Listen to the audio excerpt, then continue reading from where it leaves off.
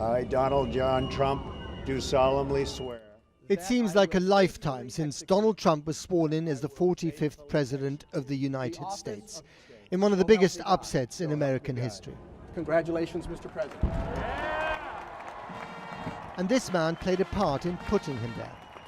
4 years ago, Leo Reyes was hired to work on Trump's digital campaign, producing the hundreds of messages the campaign used to win the election. I took it as this guy that just wants to get to a place and he has the money to get there, and that's what happened. But you helped him to get there. Right. Yeah, I did. Leo's involvement began in the spring of 2016. A recent graduate and father, he was looking for a job in digital media. That led him here, and the job offer from Brad Parscale. This rather nondescript building next to the interstate on the outskirts of San Antonio, Texas, was the home of Project Alamo. Here, they pioneered a new style of campaigning. As one senior Facebook executive called it, the single most effective digital ad campaign that I've ever seen from any advertiser, period. It seized on the divisions and fears of America. It helped to get Donald Trump elected. It worked in 2016. It set the stage for 2020. The office vibe was more funky startup than political operation. She lied to me. She told me it was the fault of the video. And to think that she has a shot at being our president. Leo's job was to create campaign videos that were then pumped out on Facebook and other social media. He says the messages were overwhelmingly negative. The point was to get people to engage, to get the right clickbait. Right. Yeah. Did you ever feel that you were doing something that was fundamentally dishonest? I feel like what we're creating is not necessarily like lying, but it's like a stretched reality almost. Like I'm taking what you said and moving it to fit my agenda. Do you get what I mean? Yeah. Were you okay with that? At the time, I felt like it was my job to kind of do the best that I could to win. And since it was my first job, I felt like I needed to do what I could. But this is politics. You know, Right. We're talking about a presidential election. I honestly didn't think he was going to win. I think that's partially what I was telling myself in order to get through that, in order to get through that doubt. It's just strange. It was like I was fighting myself internally, especially since I was a huge Bernie Sanders supporter. I do question her judgment.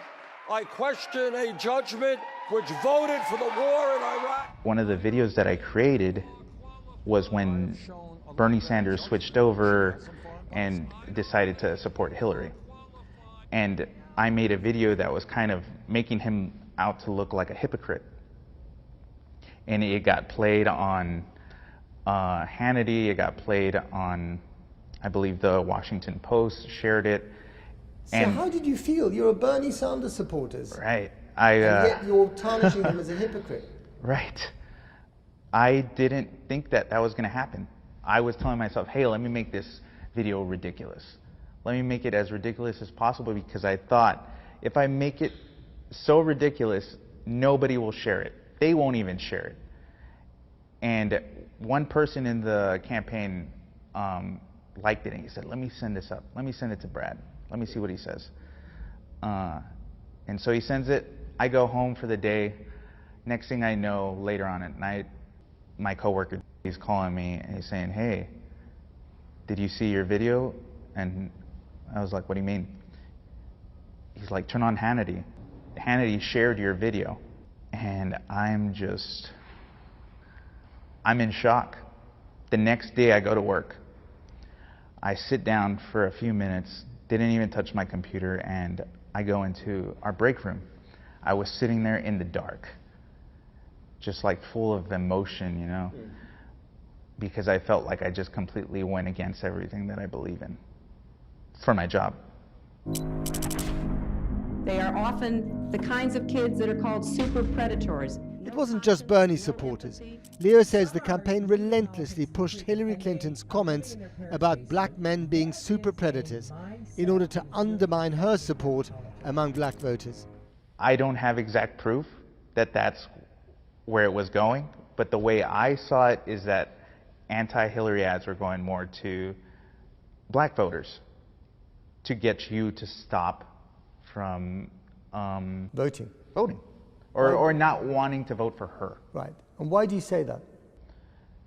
Because at one point, I remember I went to a meeting, we had a meeting, and they were talking about how they've tried hard to kind of like win over the black vote and win over like most millennials, things like that. So they said they had tried very hard to win them over. Yeah, and they couldn't.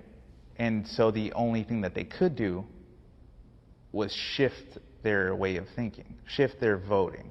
So if you're not voting for Hillary, either you're not voting or you're voting Libertarian or the Green Party at the time. And the way we thought about it is a vote for those two was a vote for us, as long as Hillary wasn't getting the vote. Or no vote at all is a vote for us. For exactly. The Trump camp. Was that said as well? It was implied. I mean, we didn't go into details saying like, hey, we need to be supervillains with this thing. We have to do our best to win, and if we have to deter your vote, then that's what we're going to do. You were being told that? By whom? I'd say the project managers. The message was always anti-Hillary and pro-Trump, right? Right. But was it more anti-Hillary or was it more pro-Trump? It was more anti-Hillary. Because again, you find the weakness and you exploit it. So if the weakness is your opponent losing instead of you winning, then you still win. That's the idea behind it. Yes. And he claims it was all done with the help of embedded staff from Facebook, who suggested how the campaign could alter its messages to maximize their engagement. We wanted the videos to be bigger, so we had more space for you to see like Trump talking, and then you'd have the subtitles on the bottom. So Facebook came up with this idea, hey, what if we filled the entire screen? What if when you're scrolling, the entire screen gets filled up, instead of you just seeing like a certain portion of it? It strikes me that the kind of moral of the story is that all of you were politically really naive. Yeah. And the most important thing for you was just the craft. You know, let's get the highest number of eyeballs on this. But you weren't thinking about the consequences of what you were doing. Yeah, exactly. And I don't know if it was planned that way, but when Trump won, we literally said, hey, this bunch of kids got this done. Like these kids that just got out of college made this happen. Whereas like you would have people that are working on Hillary's campaign that have been doing politics their entire life. And they still lost. So we thought that we actually did something. We actually succeeded at our first like endeavor out into the real world. And that made you feel good about yourself? In a sense, it did. In a sense, it did. At the end, I was conflicted. I mean, I was conflicted during the entire campaign. But honestly, when he won and they named him the president, I cheered. I cheered along with everybody else that was next to me. I thought it was great that I actually did something to almost change the face of the world. And that was a good feeling for me at the time, until I really got a chance to think about it. Leo says the current Trump campaign is built on the foundations first pioneered in 2016, fueling fear and division through apocalyptic messages on social media. But he says at the same time, his only concern was supporting his family. My son was only barely 2 years old at the time, and I had to support him. So, I mean, that's kind of like the way I thought about it.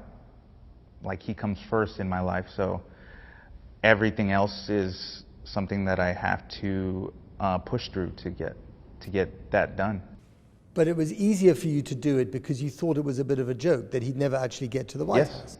Yeah, that's exactly why I did it.